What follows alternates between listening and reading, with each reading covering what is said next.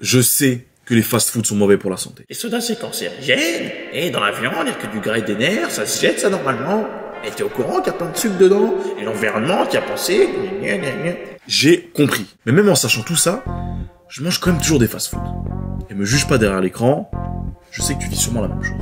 Mais comment l'industrie du fast-food a fait pour nous avoir à chaque fois? Pourquoi on n'arrive pas à décrocher?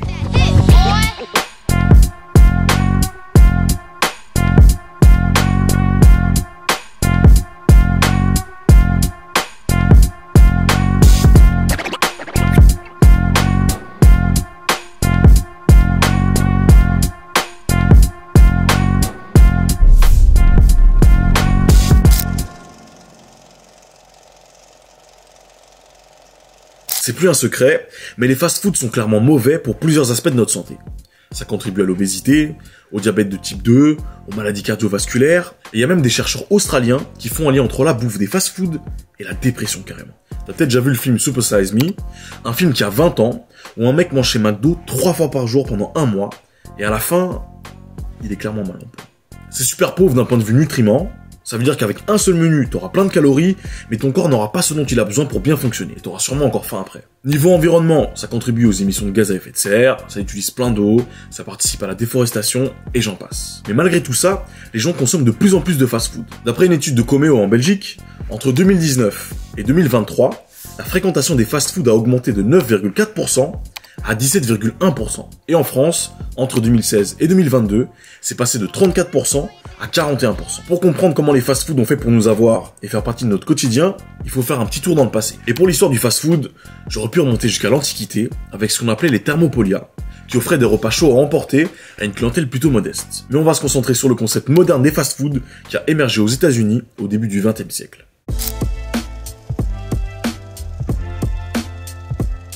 Il faut savoir qu'au début, le succès du hamburger était loin d'être imaginable. Au début du XXe siècle, il y a un scandale sanitaire qui a éclaté dans les abattoirs. De la viande avariée, des injections chimiques, des conditions de production scandaleuses, bref, la totale.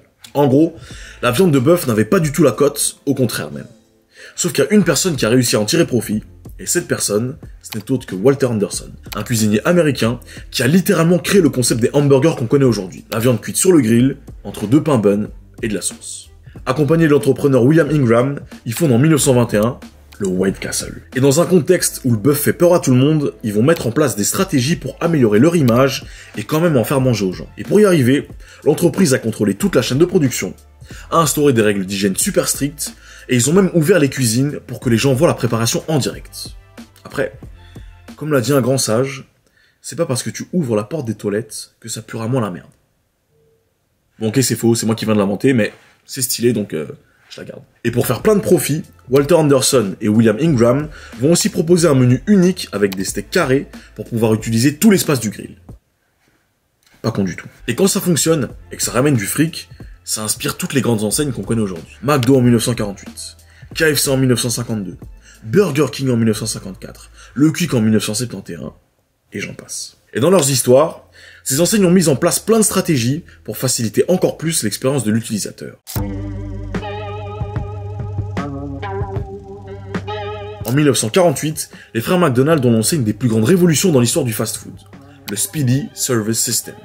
Bah oui, parce que le but d'un fast-food, c'est que ça aille vite. Ils ont simplifié leur menu pour se concentrer sur un seul plat, les burgers et les frites. Après la Seconde Guerre mondiale, ils se sont rendus compte que 80% de leurs revenus venaient de ce menu. Ils ont remplacé le service à table par un service direct au comptoir, et chaque employé joue un rôle précis, un peu comme sur une chaîne de production dans une usine de voitures.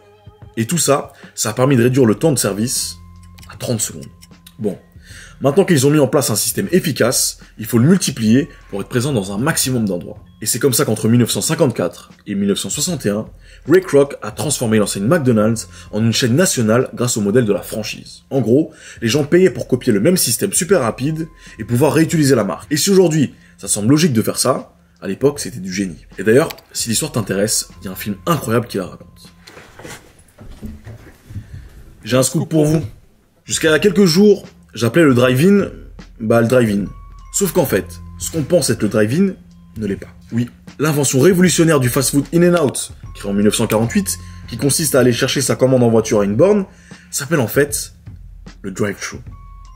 Et le principe de drive-in, C'était le principe d'attendre sur le parking et de venir se faire servir dans sa voiture. Je suis le seul qui suis choqué de cette info ou tu savais peut-être déjà? Moi je savais, moi je suis très intelligent. Et le dernier ingrédient, mais pas des moindres, c'est la diversification des offres. Depuis les années 60, en plus des burgers, tu peux manger du poulet frit, des pizzas, de la nourriture asiatique, de la nourriture mexicaine, des sandwichs, et j'en passe. Donc en gros, le succès du fast-food est basé sur le fait que tu peux commander plein de styles de bouffe variés, presque quand tu veux de la journée ou de la soirée, que tu vas être servi rapidement et directement dans ta caisse même si tu veux, et qu'en plus de ça, c'est moins cher qu'un restaurant classique. Bon, c'est bien beau tout ça, mais ça reste quand même toujours mauvais pour la santé, pour l'environnement, et on continue à y aller. Et c'est là où les marques de fast-food sont fortes, parce qu'elles réussissent à nous faire oublier que c'est mauvais. Et pour ça, elles ont plein de stratégies marketing.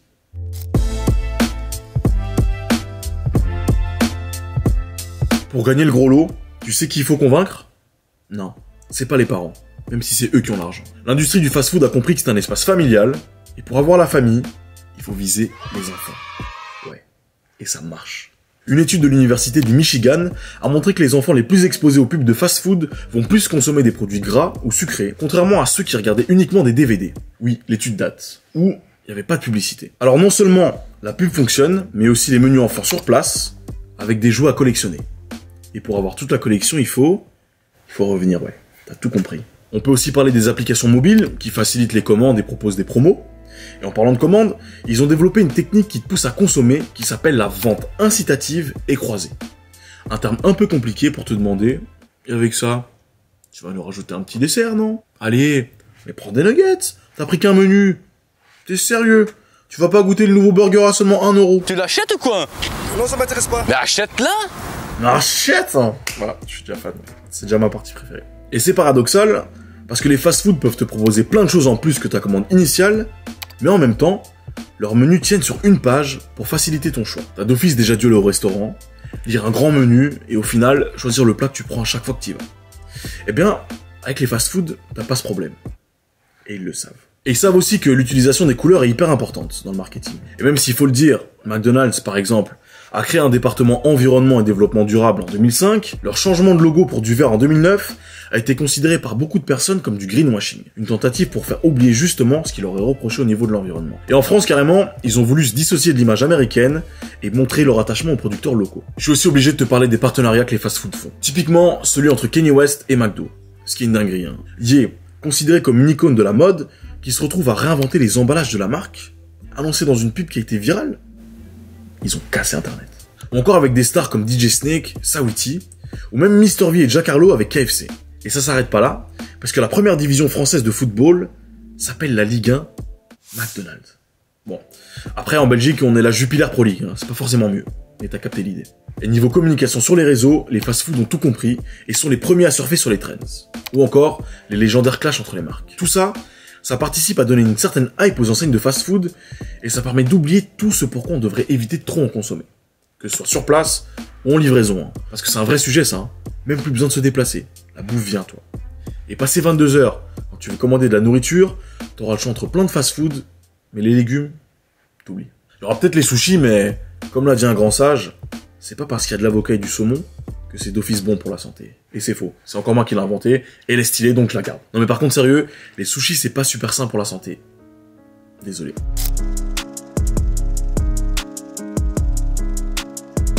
C'est impossible d'avoir une discussion sur les fast-food sans qu'à un moment donné quelqu'un dise « Bah ouais, mais en même temps, il y a des pastilles anti-vomitives dans les burgers. » Oui, ce personnage fume, je sais pas pourquoi, mais bon. Alors du coup, je suis obligé de revenir sur quelques légendes urbaines qui tournent au sujet des fast-food. Pour ce qui est de la pastille anti-vomitive, je sais pas d'où elle est née celle-là, mais en tout cas elle est fausse.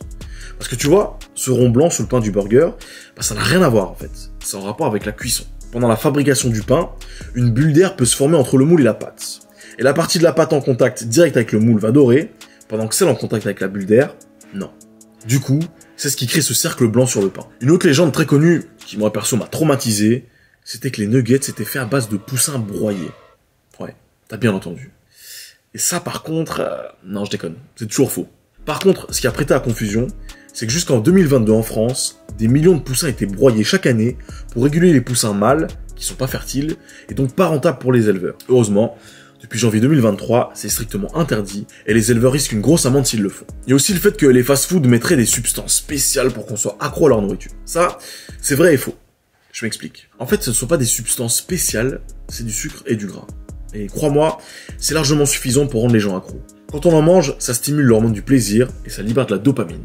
Et ce mécanisme, il est pareil que celui des drogues dures, et c'est ça qui peut mener à l'addiction. Et toi d'ailleurs, est-ce que tu connais d'autres légendes sur les fast-foods?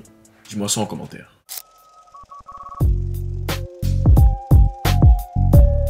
En fait, aller au McDo ou au Quick, ça fait partie de la pop culture. C'est comme aller au cinéma. C'est devenu une activité. Et la preuve, dans n'importe quel centre commercial, tu vas faire tes courses, et puis t'as la possibilité d'aller manger ton petit menu burger. Quand ta grand-mère voulait te faire plaisir, c'est là-bas qu'elle t'emmenait. Il faut aussi qu'on se le dise, c'est devenu un symbole du capitalisme. Ça va vite, on peut avoir plus ou moins ce qu'on veut quand on veut, c'est dispo partout sur le territoire, ou en quelques clics sur ton téléphone. Les fast-foods, on aime les détester, mais en même temps, ils font partie de nos vies, et j'ai l'impression qu'on aurait du mal à s'en passer. Et bon, pour ce qui est de l'impact sur la santé, le but de cette vidéo, c'est pas de nous culpabiliser. C'est comme tout en fait. C'est l'excès qui peut devenir vraiment problématique. J'espère au moins que la prochaine fois que tu iras, tu seras en conscience, et que tu penseras à moi. Allez, à la prochaine. Bisous.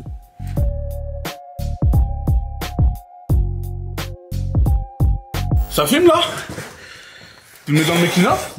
Bon, c'est bon, là, on peut le virer avec ça ou pas? Ouais. Oh, excellent. Faut pas trop manger de burgers! Alors, si vous vouliez une bonne raison d'arrêter de manger des burgers, j'ai ramené... Krusty le clown.